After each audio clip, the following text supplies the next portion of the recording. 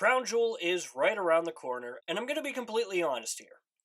I have a really weird feeling with this upcoming PLE. On one hand, Crown Jewel has me excited because a lot of the matches really intrigue me, but on the other side, there's some background stuff going on that really just has me nervous. So while I am excited to see some of the matches and watch the PLE as a whole, I in the back of my head it just feels like that WWE may be taking a step back with this year's Crown Jewel. We'll get into it as we go through the matches, but Crown Jewel has been the one PLE for WWE where a lot of fans consider Crown Jewel to not be canon in the WWE timeline. And while I obviously can't speak for everybody, I do think that Crown Jewel has gotten better over the past couple years, and instead of feeling like a PLE that really just didn't do anything for storylines or anything like that,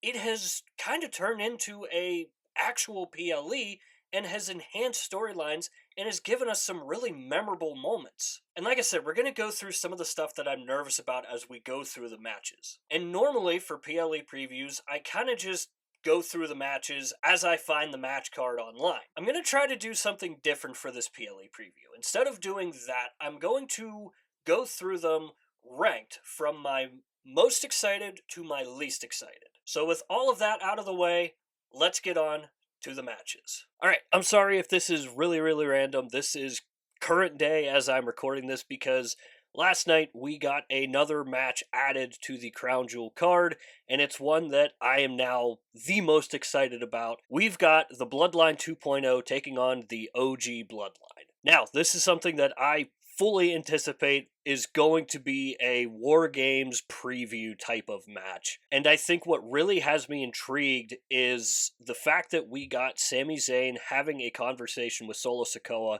on last night's episode of Monday Night Raw. Sami is obviously not happy with Jey Uso that he is teaming back up with Roman and Jimmy because of everything that has happened throughout the course of the Bloodline storyline up to this point. And while I don't necessarily think that Sami is going to join the Bloodline 2.0, I do think that the Bloodline 2.0 is going to get the win here, and that's going to make the OG Bloodline realize that they really do need Sami Zayn and are going to do whatever it takes to get Sami Zayn back on their side. So because of all of that, and I think the bigger picture is to get Sami Zayn back on the OG Bloodline side, I think the Bloodline 2.0 will get the win. Again, this was super random. Apparently, it was rumored that there was going to be a 7th match on the card. I was unaware of that rumor because I've been trying to stay away from spoilers for the pre-taped episode of SmackDown happening this Friday, so I've been trying to stay away from those, and I guess in the meantime I just missed the rumor of this extra match being added to Crown Jewel's card. Anyway, back to the PLE preview video, and the match that I am now second most excited about, Seth Rollins and Bronson Reed. Besides this being a huge opportunity for Bronson Reed, I think the match should be simply incredible. The work that Bronson Reed has done over the past couple months, really, has been some of the best work of his career, and especially since he got onto the main roster. You throw in all the crazy stuff that he did with Braun Strowman, and now you throw in Seth Rollins, who is obviously Seth Rollins, one of the top talents that WWE has. So not only is this a big opportunity for Bronson Reed, I think a win here could propel Bronson into a championship opportunity or simply the main event card. Because at the rate he's going to be a main event player sooner rather than later, as long as he continues improving week after week, it seems. So I'm gonna go with Bronson Reed to win this match against Seth Rollins, and I'm doing so for the reasons I just said on Bronson Reed, because I think a win against Seth Rollins could possibly take him into a title picture, and possibly even bigger in getting him into the main event scene. As for Seth Rollins, I think he has bigger things on his mind, and that bigger thing is CM Punk. The feud that we're going to get between CM Punk and Seth Rollins is inevitable at this point. We've already been teased about it several times. We know it's going to happen, so I just can't help but feel like Seth Rollins has bigger things than Bronson Reed. And I'm not saying that in a bad way for Bronson at all, but a Seth Rollins CM Punk match draws more eyes. And again, if Bronson wins, maybe that all changes and maybe Bronson does get a title opportunity. Maybe he gets thrown into the US title picture, possibly the IC title, maybe. And then once we get to that point for Bronson Reed, I do think that he could be a legitimate main event talent. So, with all that being said, Bronson Reed, I think, is going to take the win here. Up next, we have Kevin Owens versus Randy Orton. Now, typically, I would rank a Randy Orton match number one in terms of excitement, simply because Randy Orton is my favorite WWE superstar of all time. But for me, I was more excited for Seth versus Bronson because I think that match has some bigger implications on it, especially for Bronson Reed. But that does not take away from what Kevin Owens and Randy Orton have been doing, and the entire feud, not just between them, but also Cody Rhodes. Let's not forget, this match pretty much came from Kevin Owens attacking Cody Rhodes after Bad Blood. So without that, we don't get this match really. So again, I think similar to the Bronson and Seth match, this match also has a bigger picture in it. And that bigger picture is, when are we going to get Kevin Owens and Cody Rhodes? Because I think a win for Kevin Owens, I think that could possibly take us right into that feud right away. However, if Randy Orton wins, I think that we could possibly get a rematch, quite possibly happening at War Games. So I'm really split on this one because I really could see it going either way. And as much as I want to pick Randy Orton because I think that, again, we could see these two have another match, possibly at War Games, and I only say that because War Games takes place at the end of November, which is a very quick turnaround from Crown Jewel. So I think Randy winning is very possible, and I think them having another match is also possible. But I'm going against my gut, and I'm going to pick Kevin Owens because I think they just kind of want to get Kevin Owens and Cody Rhodes going. Again, I think it's another match on this card that has something lingering in the background, and that thing is Cody Rhodes. So I think regardless of whoever wins this match, it's going to have some implications on what happens with Cody Rhodes post this match with Gunther that he has that we'll talk about later. So again, I am going to go with Kevin Owens to beat Randy Orton. As much as I want to say Randy Orton, I think Kevin Owens pulls it out and defeats him at Crown Jewel. Moving right along, we've got the Fatal 4-Way match for the Women's Tag Team titles. The match consisting of the team of Jade Cargill and Bianca Belair, Chelsea Green and Piper Niven, Damage Control, and Metaphor. And similar to what I talked about with Bronson Reed earlier about him having a massive opportunity on his hands, the same can be said for Metaphor. The opportunity that has been set for Metaphor, which is the team of Lash Legend and Jakara Jackson, is a massive opportunity, especially when you consider the fact that two of the biggest names on the women's roster in Jade Cargill and Bianca Belair are part of this match. I think the match is going to be absolutely fantastic. Again, you have so many great workers taking place in this match. Obviously, we know what Jade Cargill and Bianca Belair can do. We know what Io Sky and Kairi Sane can do. We know the work that Chelsea Green can do, and Piper Niven can also really perform in the ring. And the work that Lash Legend and Jakara Jackson have been doing on WWE has been really good, and they have really deserved a spot here. Taking all of that into effect, again, I think that there is something bigger at play, and I think that we could be getting a sneak peek at the upcoming women's War Games match. Because as of right now, it's pretty much set for the men's side. We know that it's going to be the Bloodline, but we don't have a concrete guess on the women's War Games match. So I think it's very likely that we could be seeing a sneak peek at what the women's War Games match could look like. Now, in saying that, I was very close to picking Chelsea Green and Piper Niven to win the tag team titles, simply because they could walk in to War Games, which is in Vancouver, which is very close to where Chelsea Green is from. So I think that would be a really, really special moment. But at the very last second, the more and more I thought about it, I think that the inevitable will happen, and I think it'll be Jade Cargill and Bianca Belair winning and retaining the tag team titles. I just think that that team is just so OP at this point that, yes, they did lose to the Unholy Union, but they managed to get them back, and unfortunately, without them being a tag team and holding the tag team titles, we most likely don't get a women's tag team championship match on PLEs. Without Jade and Bianca, the women's tag team division really just does not get the love that it should be getting. So that is why I have them winning and retaining at Crown Jewel. Moving on to the triple threat match for the United States Championship between the champion LA Knight, Carmelo Hayes, and Andrade. Now, this is a match that I was really, really excited for. And then they made the decision to have LA Knight as the special guest referee for what was Game 7 between Andrade and Carmelo Hayes. Them having LA Knight as the special guest referee completely ruined that match for me, and especially with the way that the match ended. Both Andrade and Carmelo Hayes were telling an amazing story as they continued on through the 7-game series that they had. And I just think that it really deserved a better ending, and it made LA Knight almost look heel in a way. So I really think they could have gone a different direction than having LA Knight be the special guest referee for the Game 7 match between Andrade and Carmelo Hayes.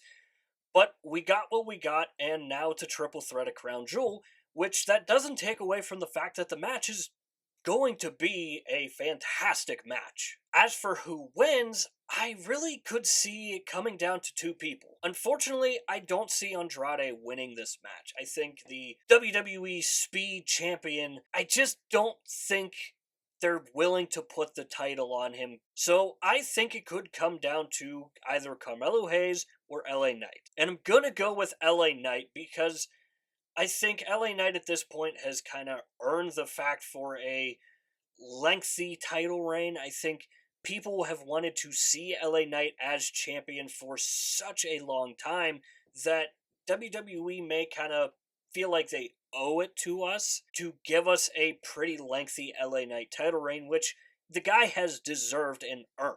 And what stems from this match, I think, could be LA Knight versus Carmelo Hayes without Andrade. Because I think that they've been really building towards a Carmelo Hayes and LA Knight one-on-one match for quite some time now. And Andrade kind of just found himself in the crossfires a little bit. Again, I'm not upset by the decision to have the triple threat. I'm just upset by how we got there with LA Knight. With LA Knight ending Game 7 like it. So after all of that, I think LA Knight is going to win and retain, and I think he goes on and has just a one-on-one feud with Carmelo Hayes. Moving on to the matches that make me the most nervous, and they kind of go hand in hand for the same reason. I'm obviously talking about the champion versus champion match for the new Crown Jewel Championship. And my god, I can't even explain to you how sick that made me feel saying that. When Triple H came out at Bad Blood and it looked like we were going to get a new title,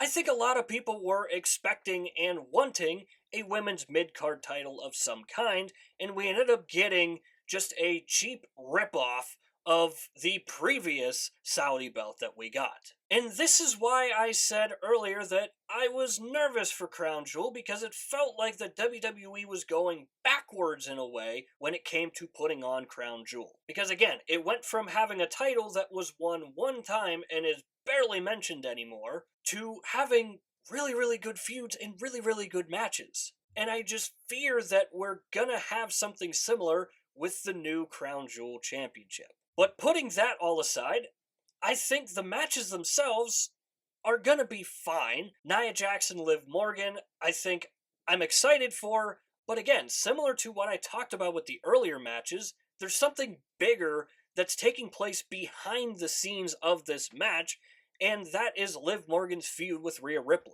By no way, shape, or form do I think that feud is over. I think we're still going very, very long with this feud because I think it has the legs to possibly go to WrestleMania 41, providing WWE plays their cards right. So, with that being said, I would not be surprised at all if we see Rhea Ripley possibly interfere in the match. And as for Nia Jax, I would not be shocked at all if we get another teased cash in from Tiffany Stratton. So, again, I think that the storylines for both Liv Morgan and Nia Jax are much, much bigger and more interesting than the Crown Jewel Championship that this match is for. Moving along to the men's Crown Jewel Championship match between Cody Rhodes and the ring general Gunther. Now, this match, on paper, is going to be fantastic and could quite possibly be maybe match of the year contender. We obviously know the work that Gunther and Cody Rhodes can do in the ring,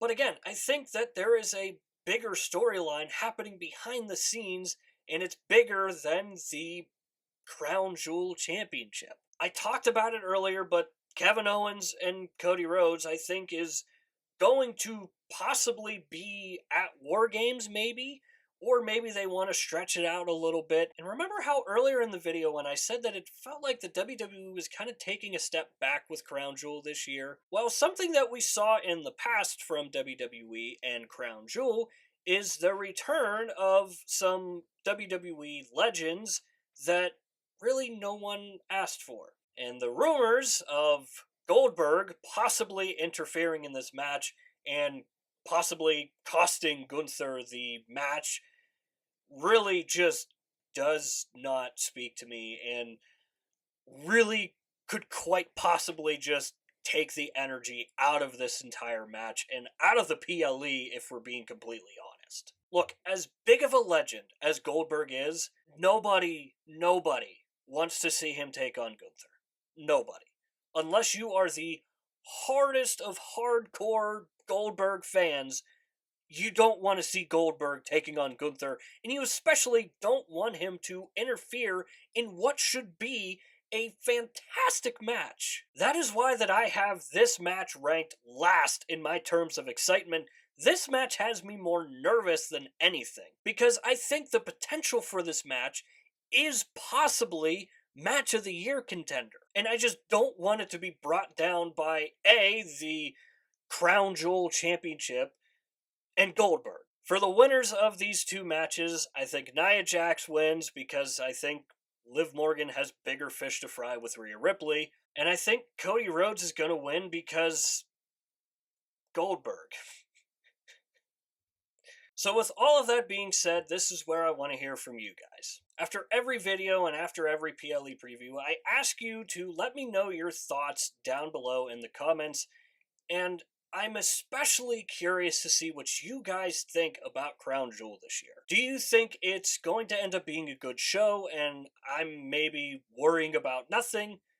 Or do you think that there is some cause to be nervous for this PLE? Because again, I think the matches have so much potential.